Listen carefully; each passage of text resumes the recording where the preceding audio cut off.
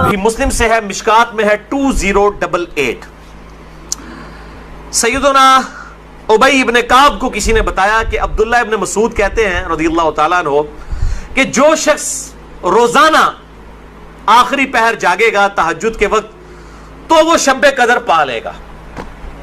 اب یہ دیکھیں کہ روزانہ جو جاگے گا ظاہر وہ پا ہی لے گا۔ عبداللہ ابن مسعود کی جب یہ بات پہنچی ابی ابن کعب تک تو انہوں نے کہا اللہ تعالیٰ ہمارے بھائی پہ جو ہے وہ رحم فرمائے۔ انہوں نے شاید یہ بات اس لیے کہی کہ لوگ صرف اکتفا ہی نہ کر لیں رمضان کے قیام پہ ہی، اس لیے انہوں نے یہ بات کی ہوگی، ورنہ ہمارے بھائی عبداللہ ابن مسعود کو یہ بات خوب پتا ہے کہ شب قدر جو ہے یہ رمضان کے آخری عشرے میں آتی ہے۔ اور پھر انہوں نے کہا کہ میں اللہ کی قسم اٹھاتا ہوں کہ شب قدر جو ہے وہ 27ویں رات ہے،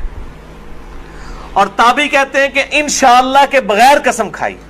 کیونکہ اگر آپ انشاءاللہ کے ساتھ قسم کھائیں نا تو وہ قسم ڈاؤٹ فل ہوتی ہے کہ اگر اللہ نے چاہا تو۔ انشاءاللہ کے بغیر قسم کھائی جاتی ہے تو وہ کنفرم ہوتا ہے کہ وہ بات ڈیفینیٹ کر رہا ہے، کرنے والا واقعی قسم کھا رہا ہے۔ تو پھر پوچھا کہ آپ کو کیسے پتا ہے کہ 27ویں ہے؟ انہوں نے کہا اس لیے کہ آپ صلی اللہ علیہ وآلہ وسلم نے ہمیں نشانی بتائی ہے کہ اس رات جب سورج صبح کے وقت طلوع ہوتا ہے تو بغیر شعاؤں کے ہوتا ہے، یعنی بالکل ٹکیاں نکلتی ہے، اور ویسے تو عموماً ویسے بھی ٹکیاں نکلتی ہے لیکن وہ شاید زیادہ دیر تک کے لیے ٹکیاں رہتی ہے۔ اب حالانکہ باقی روایتوں کے اندر 21ویں 23ویں بھی آیا ہے، اور یہ قسم اٹھا کے 27ویں، تو اس سے مراد پھر تطبیق یہ ہوگی کہ جو انہوں نے پائی ہے وہ اس سال 27ویں کو آئی ہوگی، ورنہ تو یہ بدلتی رہتی ہے۔ چھٹی حدیث صحیح بخاری سے ہے، مشکات میں 2095، کہ آپ صلی اللہ علیہ وآلہ وسلم شب قدر کا دن بتانے کے لیے کہ آپ کون سی رات کو یہ آئے گی باہر تشریف لائے، تو دو مسلمان آپس میں جھگڑ رہے تھے۔ یہ جھگڑنے کی نحوست دیکھیں، آپ صلی اللہ علیہ وسلم بھول گئے اور آپ نے فرمایا کہ مجھے اللہ نے بتائی تھی وہ رات لیکن پھر مجھے بھلا دی گئی، سنقرئک فلا تنسى الا ما شاء اللہ۔ اور پھر آپ نے فرمایا کہ اس وجہ سے بھلائی گئی کہ یہ دو مسلمان آپس میں جھگڑ رہے تھے، اور پھر کہا ہو سکتا ہے کہ اللہ کی اسی میں بہتری ہو،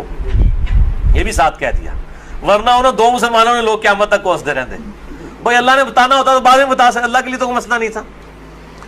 اسی میں بہتری ہو، اور یہ واقعی بہتری ہے۔ اور پھر فرمایا اب تم اسے 21ویں 23ویں اور 25ویں میں تلاش کرو۔ اب یہاں 27ویں 29ویں کا ذکر کوئی نہیں ہے، وہ الگ سے حدیث میں۔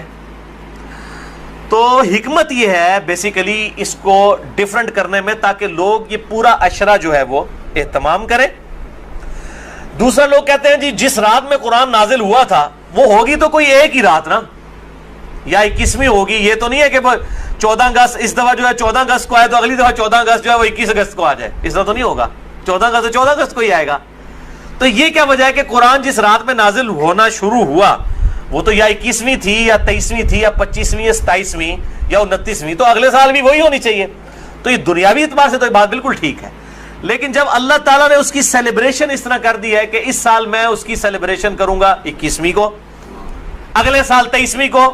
اس سے اگلے سال 27ویں کو، اس سے اگلے سال پھر شاید 21ویں کو ہو جائے، پھر کبھی 29ویں کو، تاکہ یہ روٹیٹ کرتی رہے، مسلمانوں کا شوق برقرار رہے۔ اس میں نظر کچھ نہیں آنا ہوتا، بس قیام کرنا ہوتا ہے۔ اللہ تعالیٰ 82 سال کی عبادت کا ثواب لکھ